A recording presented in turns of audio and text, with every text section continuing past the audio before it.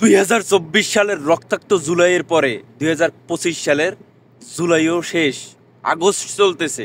আচ্ছা, গত বছর শেখ হাসিনা আইনশৃঙ্খলা বাহিনীকে ব্যবহার করে, তার সন্ত্রাসী বাহিনীকে ব্যবহার করে যাদেরকে হত্যা করছিল, শহীদ করছিল, তাদের বিচারটা কি এখন পর্যন্ত হয়েছে?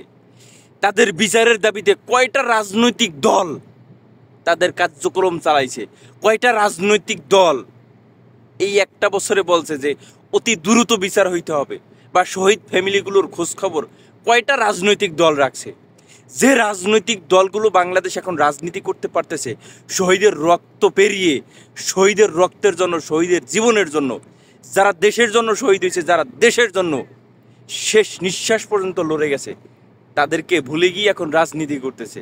তাদের কি উচিত ছিল না এই জুলাই আগস্টে শহীদ ফ্যামিলিগুলোর খোঁজ খবর নিয়ে তাদের যে সমস্যাগুলো, তাদের যে দাবিগুলো, তাদের যে আকাঙ্ক্ষাগুলো শোনা বা জানা, বা সেই শহীদ ফ্যামিলিগুলোর পাশে দাঁড়ানো?